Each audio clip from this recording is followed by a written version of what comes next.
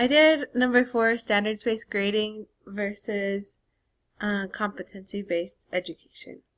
So the competency-based education is a lot like Megan's, but it's comparing it to standards-based grading.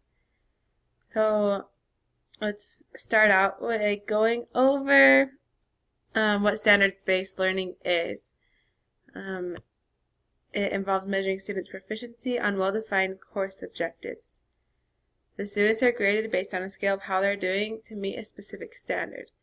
They gave one example of how we can grade it without just putting a number, but to measure them on their progress. Like 4 is you've got it, 3 you're really close to understanding it, 2 you're not understanding it yet, and 1 is you need a lot of help. Letter grades are not eliminated in standards-based grading. So the grades will be based on how they're doing to meet the standard. And one thing that will change is the students won't be asking how to raise their grade, but they'll be asking the teacher how can they come to understand the information better and what can they do so they can meet the objective. So here there are just a few things that it compares traditional grading to standards-based grading. And so the first one is traditional grading is based on assessment methods and 1 grade is given per assignment, but standards-based is based on learning goals and performance standards, and a grade is per learning goal, not necessarily per assignment. The next is for traditional assessments are based on a percentage system. Criteria for success may be unclear. And for standards-based, the standards are criterion or proficiency-based. And then traditional, a use of uncertain mix of assessments, achievement, efforts, and behavior to determine final grade. And you can use extra credit. With standards-based, the extra credit you never use because the extra credit does not measure how well they understand the standard that you're trying to get them to understand. So standard-based measures achievement only or separates achievement from effort and behavior. In the traditional, everything goes in the grade book, and standards, they're only selected assessments in the grade book, and every score is written when it is collected with traditional, and it records the average, not the best, whereas the standards-based emphasizes the most recent evidence of learning.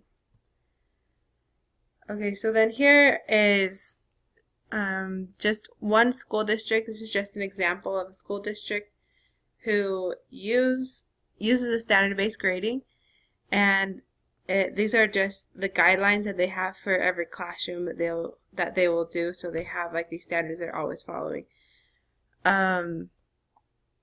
So we have entries in the grade book that count towards the final grade will be limited to course or grade level standards. Extra credit will not be given. Students will be allowed multiple opportunities to demonstrate their understanding. Teachers will determine gradebook entries by considering multiple points of data, emphasizing the most recent data, and provide evidence to support their determination. And students will be provided multiple opportunities to practice standards independently through homework or other classwork. Okay, and then moving on to competency-based learning. There were 5 points that were important, and then I just kept a few of the points it talked about in the article that were the most important to understand as for us. Okay, so the first one is students advance upon mastery. So as soon as a student can understand what they're learning, they can move ahead. They work at their own pace. So they can be ahead in one subject and need more time in a different subject, but they're just moving along as soon as they understand. The second one is explicit and measurable learning objectives that empower students.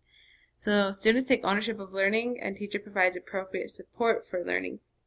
So it's not the teacher is the center of everything, but the students, they take it upon themselves to learn, and it's like something personal for them rather than something they have to do. and learning expands beyond the classroom. They can work outside of class and still it counts as credit in class. The third is assessment is meaningful and positive learning experience for students. Teachers work together to create plans to enhance student learning. The attention is on the learning, not on grades, and it's done assessment and is in multiple ways and in multiple contexts. And it focuses on what the students need to be able to know and do.